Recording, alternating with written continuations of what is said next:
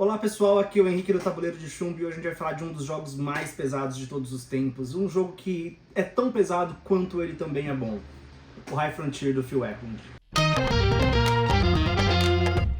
Não entendo de forma alguma que isso seja uma explicação das regras do jogo. Eu quero simplesmente fazer um overview do que você vai fazer durante sua partida, né? Para quando você puder ler a regra, você vai conseguir entender mais ou menos para que toda aquela informação serve. Bom, em High Frontier então nós vamos fazer muitos rounds. E em cada um dos seus turnos você vai poder fazer um movimento da sua nave e depois realizar uma operação. Inicialmente você não tem nenhuma nave, então a operação que todo mundo vai começar a fazer provavelmente vai ser a operação de abrir um leilão. Quando o jogador abre um leilão, ele vai escolher uma carta para entrar para o leilão. O jogador que levar paga o valor leiloado e recebe essas cartas que vai para sua mão como sua patente. Depois, quando ele já tiver pego cartas que ele acha que são boas o suficiente para se fazer um foguete, ele vai fazer a operação de boosting, que é pagar a somatória da massa de todas as cartas que ele quer colocar no seu foguete em aquas.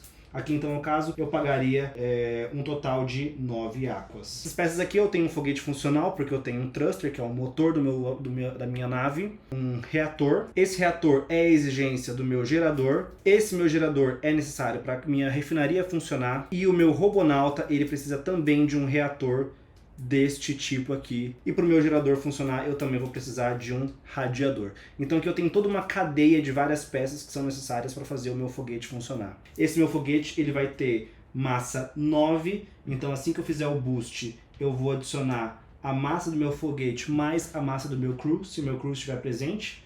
Então eu coloco aqui uma massa seca de 9 no meu foguete.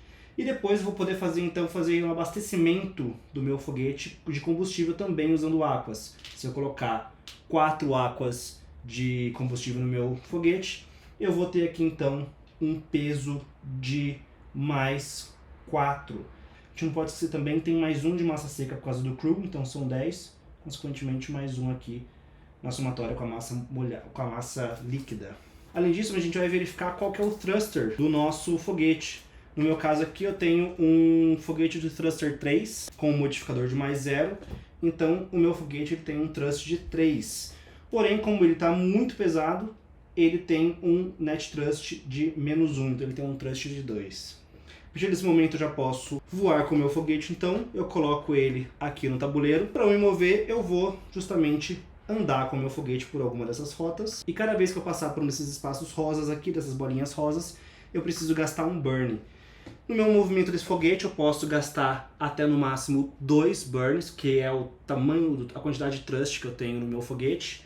E cada burn vai gastar esta quantidade de combustível. Então, para eu passar por este burn aqui, eu precisaria gastar 4 steps de combustível. Reparem que são steps de combustível, não são necessariamente 4 aquas.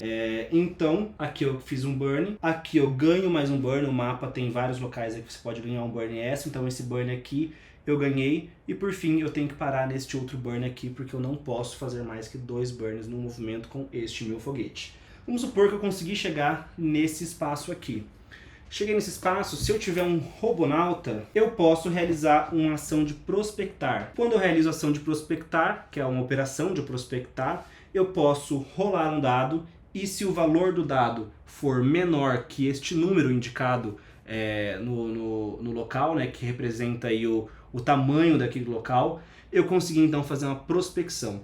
Aqui eu tenho 3 exemplos de prospecções que eu consegui fazer, então eu reivindiquei esse local para mim, e com uma operação futura ainda, no local que eu reivindiquei, eu posso remover do meu foguete, né, um robonauta e uma refinaria para construir uma fábrica.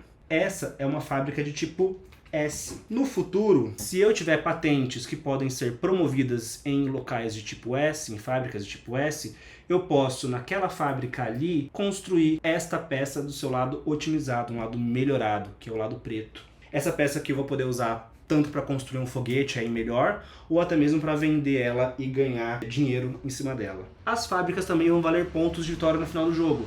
Então, no momento, a gente tem uma única fábrica S no jogo. Então, essa fábrica, no momento, está me valendo 8 pontos de vitória. Se algum jogador construir uma outra fábrica S, ou até mesmo eu, cada S vai valer agora 5 pontos de vitória ao invés de 8. E assim por diante. Além disso, no final do jogo, cada outra peça da sua cor vai valer 1 ponto de vitória, inclusive o seu próprio foguete. E também o que vai valer ponto de vitória são esses cheats, esses Glory Cheats. O primeiro jogador a pousar nesta faixa aqui, no caso aqui vamos supor Marte, ele pode pegar este Glory Cheat para si. Se esse jogador voltar com o seu crew, ele precisa de um crew para isso, para LEO, que é o nosso local inicial, com o crew vivo, esse cheat vira e agora ele vale 2 pontos de vitória ao invés do 1 ponto de vitória normal. O High Frontier está então aí na sua 4ª edição, mas muita gente não sabe que antes mesmo dele ser High Frontier, na verdade era um jogo chamado Rocket Flight. É um jogo que foi lançado aí na década de 70, 80, muitos anos atrás. Já era uma versão completamente diferente do que a gente tem hoje. Mas o Phil Eklund foi então aí aprimorando e mexendo cada vez mais no Rocket Flight, até o momento que depois virou High Frontier e chegou no jogo que a gente tem aí hoje. É um jogo extremamente pesado, talvez ainda um dos mais pesados de todos os tempos, concorrendo ali com o Europa Universalis. Eu acho que, considerando os módulos que são adicionados ao High Frontier, ele deve ficar sim bem mais complicado que o Europa Universalis. E inclusive, aqui é um disclaimer que nesse vídeo eu não vou falar dos módulos, eu vou falar simplesmente do High Frontier, o jogo base, mas logo vou fazer um vídeo aí falando dos módulos 0, 1, 2, 3 e quem sabe até o 4, né, se eu conseguir jogar ele a tempo. E não somente o High Frontier ele é pesado, como ele também é extremamente temático, né? Na verdade, a proposta do Phil Eklund é que não economizar em regras justamente para que o jogo possa ser extremamente imersivo e extremamente fiel a vários dos conceitos e princípios da engenharia espacial. O Phil Eklund, inclusive, ele mesmo já trabalhou como engenheiro espacial, então aí é uma área que ele domina bastante e por isso aí a gente vai ter uma grande fidelidade temática. Mas não somente o Phil vai colocar aí um tanto do conhecimento que ele adquiriu como profissional dessa área, como engenheiro, mas ele também vai colocar bastante da ideologia dele, porque como vocês puderam ver pela minha breve explicação, o High Frontier não é um jogo de 4x, onde você vai se expandir pelo espaço e vai batalhar e vai atirar e vai fazer piu, nada disso. O High Frontier é um jogo sobre industrialização. E o Phil, ele tem uma ideologia, né, bastante liberal aí, que flerta bastante até mesmo com o anarcocapitalismo, né, ele já deu algumas declarações nesse sentido e ele sempre transpassa isso também nos jogos dele, e aqui em High Frontier não é diferente, né, muitas vezes a gente acaba pensando em jogos como uma mídia simplesmente de diversão, né, a gente não imagina que ele pode estar assim imerso em muita ideologia, né? E aqui o Phil Eklund ele faz um pouco disso, ele coloca bastante dos ideais dele dentro do jogo. Porque, como eu ia comentando, não é um jogo de 4x, não é um jogo de exploração, não é um jogo de expansão imperial, porque o Phil entende que a gente só vai expandir para o espaço, a gente só vai colonizar o espaço se houver lucro para isso. Porque o espaço é uma fonte praticamente inesgotável de recursos. Então o que vai fazer a gente colonizar outros planetas não é querer que o Brasil se torne um império cada vez maior, não é conquistar novos povos e ter lugar para que nossa grande população viva, não é procurar uma nova casa porque o mundo está inabitável. A gente só vai para o espaço quando for lucrativo ir para o espaço. Então ele é um jogo sobre industrialização. Isso eu acho que é a parte brilhante de High Frontier. Então o que você vai buscar aqui é justamente construir fábricas, usar essas fábricas para promover as suas peças, as suas patentes, produzir peças de foguete cada vez mais eficazes, conseguir chegar a esses lugares cada vez mais longe e construir fábricas nesses locais que são cada vez mais valiosas, que valem mais pontos de vitória. Então é um jogo que não é sobre necessariamente expansão, mas é sobre industrialização, e nisso entra todo um aspecto de logística também. Existe todo um aspecto de logística aí, porque você precisa criar uma cadeia de produção que seja eficaz também. Não adianta você simplesmente construir um monte de fábrica, cada uma em um canto da galáxia, cada uma produz uma coisa e você não faz nada com aquelas coisas. Você precisa ser, então, muito otimizado. E no fim das contas é um jogo sobre otimização de ações também. Porque o jogo tem um número limitado de ações e dentro delas você tem que fazer o máximo possível. E a quantidade de regras, ela parece ser ali enorme, parece ser complexo demais e ter coisa demais, mas não, aquelas regras elas existem também para abrir e dar cada vez mais possibilidades estratégicas para você criar essa rede de operação cada vez mais produtiva. Então não é complexidade a troco de nada, existe um motivo por trás de tudo aquilo. E isso é muito bom porque o jogo ele se propõe a ser um sandbox, né? Ele tem essa proposta. Então você vai chegar nele a primeira vez, se você nunca jogou até então, você vai se deparar com aquele mapa gigantesco, aquelas possibilidades enormes de coisas a se fazer, você vai ficar perdido e você vai ter ali muitos caminhos que você pode começar. E claro que isso faz com que o jogo seja bastante restritivo, né? Não é um jogo para todo mundo. Mas se eu puder dar uma dica para vocês aí de como começar a jogar High Frontier, para você que assim como eu comprou ele e ficou mais de um ano parado na estante, eu tive a sorte de ter um amigo que me ensinou as regras, mas depois que eu aprendi as regras, uma coisa que eu senti foi que eu parei, pensei e falei, é isso? Porque não é um monstro, sabe? E sim, o manual é muito ruim. O Phil, ele não sabe escrever manuais. Ele geralmente escreve os manuais dele como se escreve como a gente escreveria um artigo científico. Mas existem fontes na internet muito boas para se aprender as regras do jogo. Por exemplo, eu indico o canal do Michel Grosjean.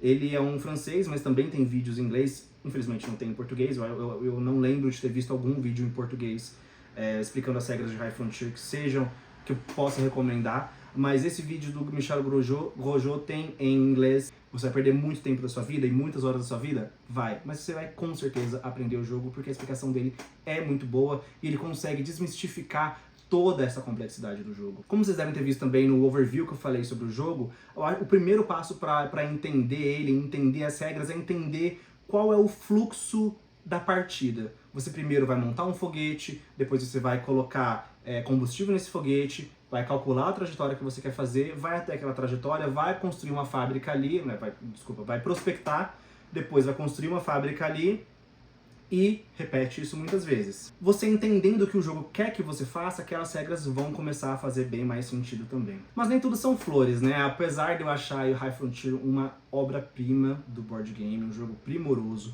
o jogo base apenas, ele tem alguns problemas. E não somente o jogo base. As versões que estão dentro do jogo base têm mais problemas ainda. Por exemplo, esse High Frontier, ele é o For All porque ele criou uma versão de High Frontier para cada tipo de pessoa. Então você tem aquela versão família que você pode jogar com qualquer pessoa. Não joguei, não tenho ideia se é bom. Ele tem uma versão básica, que é o High Frontier completo, com bem menos regras. E ele tem a versão completa. A minha recomendação para vocês é: nunca joguem a versão básica. O Phil Eklund não sabe simplificar jogo, e isso é regra de ouro para todos os jogos dele.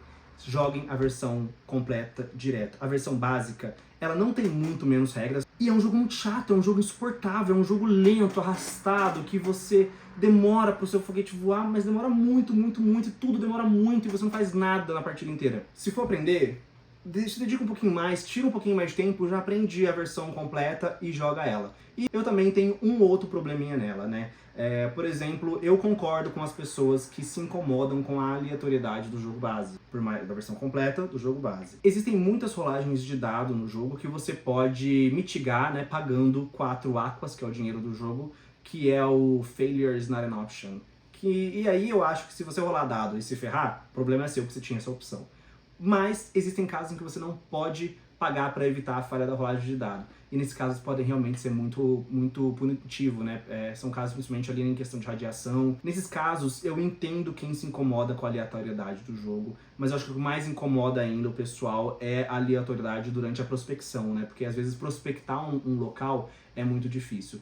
O jogo dá uma formazinha ou outra ali de mitigar isso, mas geralmente é muito pouco, raramente é suficiente para você realmente ultrapassar a sorte dos dados, e isso eu acho que pode ser sim um problema do jogo base. Eu já adianto para vocês que conforme os módulos vão sendo adicionados, tanta coisa é adicionada ao jogo, tantas estratégias novas, tantas funcionalidades novas, tantas cartas novas são adicionadas ao jogo, que essa aleatoriedade começa a se tornar muito menos importante, ela se torna bem mais irrelevante mesmo. Mas no jogo base, eu entendo, ela realmente pode ser extremamente punitiva e pode aí definir, e com certeza vai definir uma vitória de um jogador para outro. Outra coisa também que me incomoda depois de ter jogado várias partidas de High Frontier, talvez não incomodem quem joga a primeira vez, é que eu sinto que o jogo base, ele, por mais que ele seja um sandbox, ele peca em ser um sandbox porque existem alguns locais manjados que todo mundo vai como seu primeiro destino.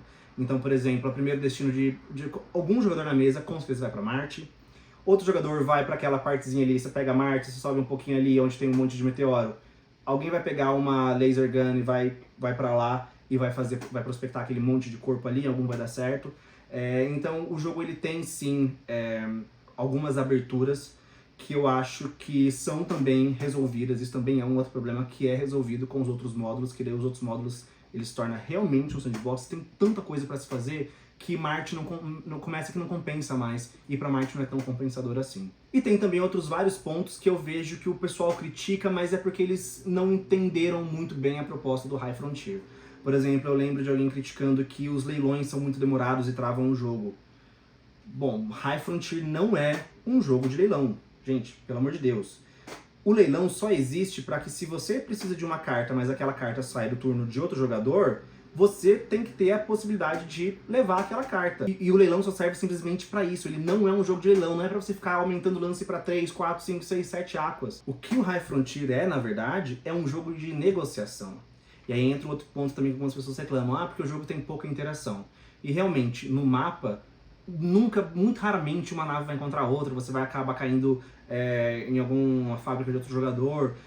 Realmente no mapa a interação vai ser muito pequena, afinal de contas o espaço é gigante. A interação em High Frontier está na negociação.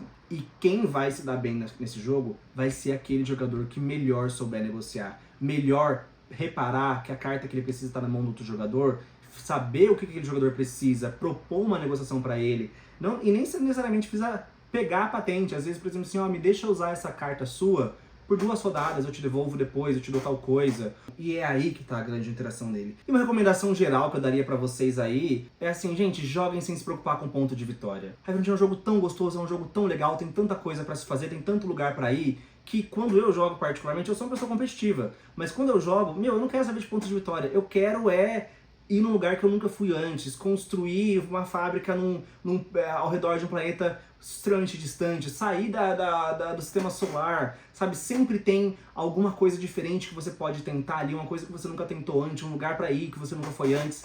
Então sempre tem alguma coisa legal pra fazer, e essa é a graça, é você explorar todas as possibilidades que o jogo dá pra você.